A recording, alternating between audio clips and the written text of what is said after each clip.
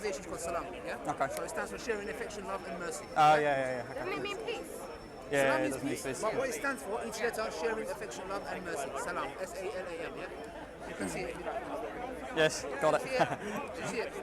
Let the camera see it. There can be no doubt. Yeah. So now what we're doing is, we're trying to, we believe everyone has an innate disposition. They're born with, we're all programmed, yeah? So what we're trying to do is we're trying to enlighten that, yeah? That's something all of us are born with. That's why in Islam we believe everybody is born a Muslim. Yeah. Somebody who submits their will to God, yeah? So You think a baby is born a a Muslim? baby is born a Muslim. And what do we mean by that? We mean that they are born on the fitrah, yeah? Okay. So the innate disposition, yeah? So that means that there was a recent study done in Cambridge University which they said that if you know the babies, like I think I know what they you're have gonna this innate thing to turn to a higher being, yeah? So this is why we say Muslim, because Muslim is the one that submits his will to God. Yeah. However, as a Christian would have to come to that baby as it's growing up and nurture it and say to it, Jesus is God and he died for your sins. A Buddhist might do the same and say, okay, Buddha was blah, blah, blah. A Hindu might come and say, okay, we have 1 million gods, etc. But you see, what we say is the following. That child is born with the fitrah. So How's it going? what that means is that it has that innate belief. We believe all the prophets came with that one message: worship God alone. Yeah. And this is what we are all born to do: worship God. Now, this doesn't mean worshiping just by prayer. Yeah. That means in your livelihood, remembering God, appreciating Him. Yeah. So what I want to do is I want to hear from your side, your point of view, like. About the fitrah? A bit about yourself. Why you're an atheist? Because you claim you're an atheist, yeah? Yeah, but not in the traditional sense. Not in the. Brought up atheist.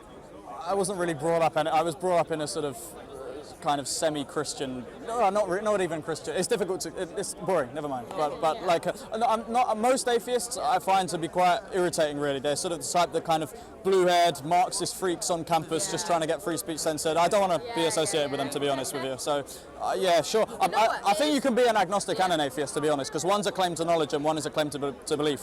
Really, everyone's an agnostic, or they should say they are, because agnostic just means you're not certain. So I'm not certain. I don't say there's no God. I'm just saying, I don't believe you that there is one for now. If that makes sense. Do you think that could change? I mean, I'd be closed-minded if I said no. So Would you say, by the way, do you want something to drink? Tea, coffee? I can get someone to get it. I'm all right for now, thank you. No, Coffee, sister? Coffee. Can someone get coffee? I will. Yeah. Love a coffee. Tea or coffee usually. Yeah. Would you say anyone here volunteer for the sake of Allah to get coffee for the sister? I'll probably go for tea. No way. It's just there. No way. Yeah, coffee. Don't go unnecessary. It's good. Yeah? Okay, no Gucci. I don't want to see Gucci and Prada. Just there, coffee. Yeah. Thank you, brother. And get time for yourself. Mashallah. Okay, so you see what we want to do here is, because you see at Salama organization, what we're trying to do is we're trying to change this vibe in the park. Yeah. There's been a lot of controversy, a lot of heat, a lot of ego, and we don't want to look. I'm not here to win an argument. Oh, no, you're not. No, that's fine. I'm not here to say, okay, 1 point to me, no point to you. Yeah, one-upping each other, sort of. Yeah. It's all ego. You get what I'm trying to say? I'm here to genuinely understand where you're coming from, and I want you to understand where I'm coming from. Absolutely. Let's call it, yeah. So now. That's why I come. I want to talk to Muslims, see what you guys are about. Yeah. Jacob, yeah. Yes. Yeah. So Jacob, that's why. Now, what kind of evidence would you require to logically and reasonably say, okay, there is a higher intelligence, or there is something there? What would you require? Okay, so last week there was a group over there. I think they were Christians actually. And they had a poster saying free healing. You know, come and be healed. And they claimed if I came over with a broken leg or something and they uttered a prayer for me, they said, I've seen that happen. That's just mended right in front of us. You know, we can attest to that. And they had some woman who I think was a plant say, oh yes, it worked for me as well, right? And I obviously didn't have anything wrong with me. But if I had a broken arm, okay, and they said if we pray to Jesus or whatever God it is, you know, would be the same if it's a Muslims, although I think you guys don't have the similar healing things as they do, right? If that worked, I'm not saying I'd be fully convinced, but that would be a big step. You know, if something like that happened, if there was some sort of, you know, real miracle that I could see, and when I say miracle, I don't mean kind of, oh, just look at the world around you, isn't it beautiful? It must be finely tuned. You know, if there was some kind of astrophysicist Carl Sagan, I think it was Sagan, said extraordinary claims require extraordinary evidence. So I don't really know what I could. I can't think of some kind of, that would be the point that would kind of push me to believing, but it would have to be something. All I know is it would be quite a, a really good argument or a really good sort of moment. So if that was personally me, yes. If I had a broken arm, yes. and somebody came and fixed my broken arm, yeah. to me, I can say what they've done is profound. Yeah. But I will not base it on the truth that they're telling me. Oh no, I'm not saying I would either. I'm just saying.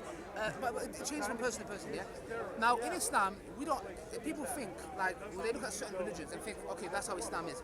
In Islam, we believe in a concept called that. Once there was a narration of a man, he had a camel. So basically, he didn't tie his camel and he was walking off.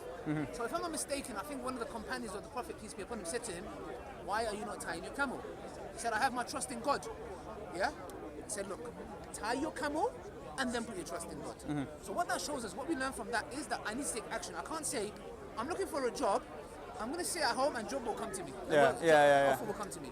I'm not going to say, okay, I won't wear my seatbelt, or if it's meant for me to die, I'll die. It doesn't work like that. I can't say I'm going to jump from the 10th floor and be like, look, God, if you're there, and please do not try this at home. Yeah. So now the issue, what we're saying is this, yeah, is that we believe that you need to tie your camel. You need to put the effort and then put your trust in Allah. So what that means is, so for example, let's say Jacob, yeah, if one day you accept Islam, inshallah, yeah, say inshallah, brothers, yeah, and you want to get married, yeah, yes. I would say, Jacob, look, yeah, you're a handsome man, yeah, I'm sure it's not going to be hard, but the thing is, you need to go, I would say to you, look at avenues, go on a halal marriage website, a Muslim one, go and ask your mosque. What you're doing is efforts, you're putting efforts in place, and then you're putting your trust in, sister, your coffee's coming, don't go anywhere, yeah, we've got coffee, so that's why, so you need to put your trust in, put the efforts and put your trust in God. Yes. Now, I want to use some arguments and see if you will relate with it. Yeah? Go ahead. I agree with you, by the way. There's no good sitting on your ass all day, yeah. So now, you said, for example, that looking around us and the trees and the universe and the sun and the solar system, that is not some kind of a miracle. Can I ask, why do you think that it's not a miracle? So, for example, do you not believe, like, for example, the way, and I'm not using fine-tuning, I'm just saying, for example, do you not see it as some kind of like a miracle, the fact of, for example, how,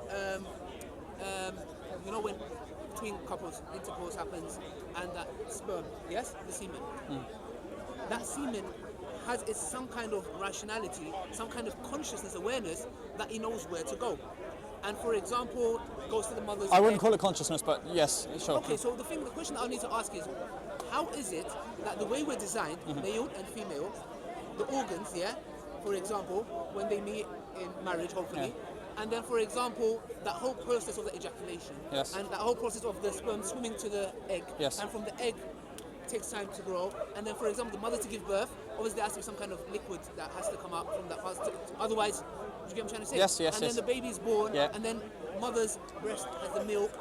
So, like, all of this, do you believe this is some kind of a coincidence? I know some people might be watching this and be like, oh, come on, man, are you trying to tell me? But I'm just trying to understand where you're coming from and what you define as a miracle, or you get what I'm trying to say? Yeah, so a miracle, and this is embarrassing because I can't remember who said this, I think it might have been David Hume, who said a miracle or a sort of argument from testimony, I'll come back to your teleological point there, would have to be such where, like, a sort of a testimony from someone, right,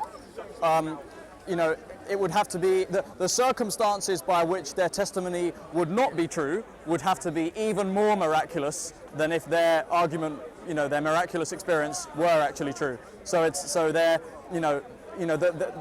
this is really hard to say, I'm quite incoherent, but like the kind of the circumstances which were non-miraculous, the chances of them happening would have to be so small that for it to have been otherwise, for it to have been not a miracle, that in itself would have been a miracle. That, in my definition, that's a really bad definition. But okay, so let's say the chance of the universe coming from nothing has to be so profound that is that some kind of a miracle that needs a miracle? So, okay, with the argument. You know what? If I talk to you again, I'll have a better definition for you. Okay, shall I come back to the? No problem. Let's do this. Okay, where do you want to go? Let me give you an example. Now, how do you know my watch is designed? Oh, okay. Well, because I've seen many other watches before, and I know from sort of empiricism that watches need a human designer. Okay. Have you gone and seen my watch get designed? No, I haven't. Huh. Okay.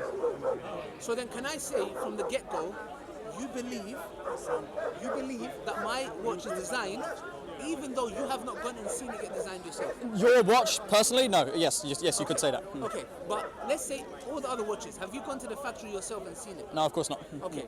So then, can I say that you have belief Yes. that my watch is designed? Yes. Because you did not go to the factory and see it. So now, if you have Belief, but not faith. Okay. same thing, can we say? No, it's not the same thing. Okay, So, explain. so faith, this is perhaps a more atheistic definition, but I think it is at least one definition, is faith is the belief without evidence. So a belief can actually have evidence. You know, you believe something because it's supported, whereas faith would be purely, faith is in epistemological conversation, it's, not even blind faith, but faith as an area, or I think it's a way of knowing in theory of knowledge or epistemology, is a bit like intuition. It's a sort of knowledge without any kind of evidence that's grounded in metaphysical reality or naturalism. Okay, yeah, no, you're right, I accept that. Sure, Okay, sure. Belief has some kind of evidence behind it. Okay, so then, what I would need to say is this, yeah? You believe that this watch has a purpose? Yes. Okay. Yes. In order to tell the time. Yes. Okay, it has design. Therefore, it requires a designer. Yes. Okay, so now you haven't gone and seen it get made. Yeah, you haven't seen it, the assembly of being put together, but you have some kind of a prior knowledge or a conviction that this has to have some kind of a design. Yes. An a posteriori piece of knowledge, not an a priori knowledge. Okay, what's the difference? Uh, I've do- heard this term before. Okay, so I know this partly from reading A priori, Kant and just partly before. from. No, so a priori, you can ask Hijab about this because I read his book and Most I of know the that's time I like don't understand what he says. is so a priori or analytic knowledge, which is defined by Kant, is logic that's it's a logical argument. It's sort of self-evident. If I say the law of identity. A tree is a tree. That is an a priori bit of knowledge because you don't need to. I know that without empiricism, without observation. It's innate. Yes. So the opposite of that, a posteriori, is observational, empirical. Okay. Okay. A priori. Okay. Yes. Is that correct to say? Yeah. I think it's a priori or whatever. So that's what we're talking about here. Yes. This is where it relates back to the fitra, what I was telling you about, Yes. what we're all programmed with. Sure, yeah? sure. So now, you know that when you look around you, be it the tree, be it the coffee, be it the watch, be it the trainers, that you have this innate disposition inside you that has to have some kind of a design. Wait, did you say the tree? All of it. Not the tree. No, okay. This is where we differ. Yeah. Why the watch and not the tree? Okay, because the watch is a man-made item, and I don't think the tree is. Insofar as you can plant the seeds, but Yeah, but it's not man-made. Of course, it's a natural occurrence. Yes. So even if there is a God, a watch differs from a tree, sort of regardless of whether God is in the picture or not, because that requires sort of direct human action. It needs effort to have been pieced together. A tree will just sort of, happen because of because of non-human processes. Okay, so we know when we say Mother Nature. Yeah. This is where, for example, we believe that shirk is one of the worst sins in our faith. What's shirk, sorry? Shirk means associating partners to God. So, for example, we believe God created the universe, and what we do is we ascribe it to Mother Nature. Yeah. Or this statue did it, or Jesus did it, or Muhammad did it. Yeah. So what we see is that this is a form of shirk. What we're doing is something that we believe God Almighty has created, we ascribe it to Mother Nature, random activities, random stuff that happened and popped into existence. So what I'm trying to do with this is that you understand and acknowledge, even though you did not go to the factory and see the watch get made, innately you know that it has a purpose, it has a design, it requires a designer. But when we compare it to the tree, I'm trying to understand, why is it that when it comes to the tree, it's no, that's a whole different story. Right. That's what I'm trying to understand. So when you say innate, do you mean a priori? Yes. Okay, no, it's not. Okay, so no, my knowledge that needs a designer is a posteriori, not a priori, because I've observed watches and I've observed, people saying, look, obviously, you need. Because I've got a very limited understanding of how clocks work, because you need a cog and gears and whatnot.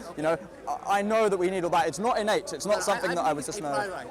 Yeah, I know you do. I believe. You know why I believe that? Why do you believe that? Because if you was walking on the desert, William Paley's argument. And you never came across a watch in your life. Yeah, you don't know what a watch is ever. Yeah. You see on the road, on the sand, this. Yes.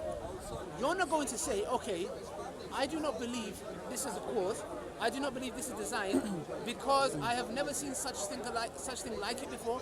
So if we have some kind of like a spaceship or some kind of weird, we're not going to say, oh, hold on a second, this is.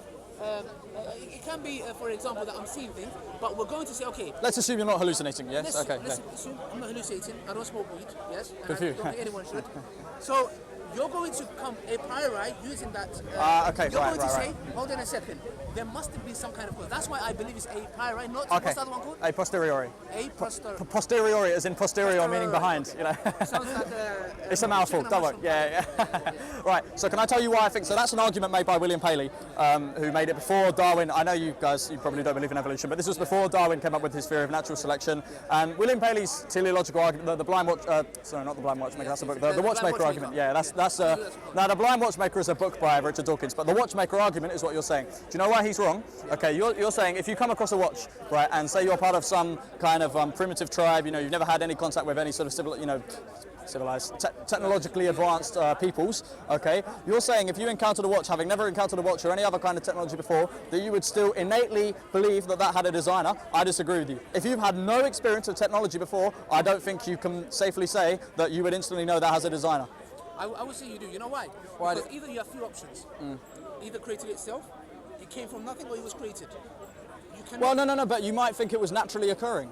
Okay, so never mind whether it's self-created or, you know. So what you're doing is you're calling it nature. Yeah. We're saying what you call nature is God Almighty, but you're attributing God as nature because God has his names and attributes.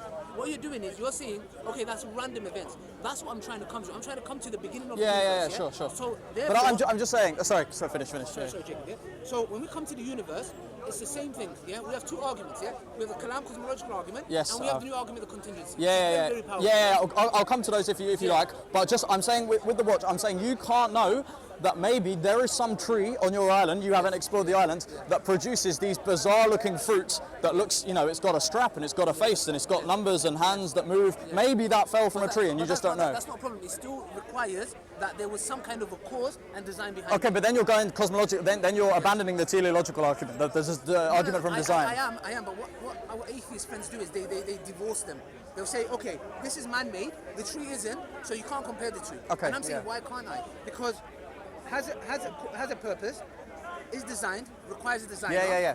And if we go back to, if I give the example of a tree or the universe, which was my next argument, is for example, the universe itself, you have a couple of options. It either came from nothing, it either created itself, it was created, it was infinite, or it came by chance. Yeah, so that's all good. But that's not the same as with the watch. Okay, with the watch. Tell me why not. Okay, because with the universe, there's a possibility that it actually did begin to exist. Maybe that because of God, or well, I'll go to that in a minute. I just want to address the watch. Okay, I'm not dodging your question, but the watch, you know.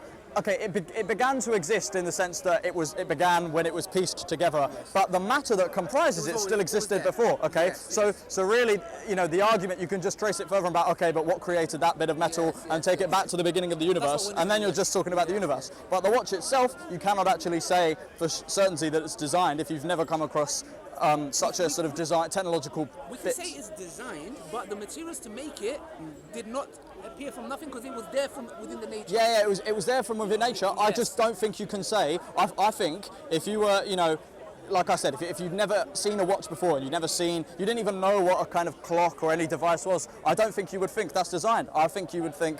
Really? Yeah, I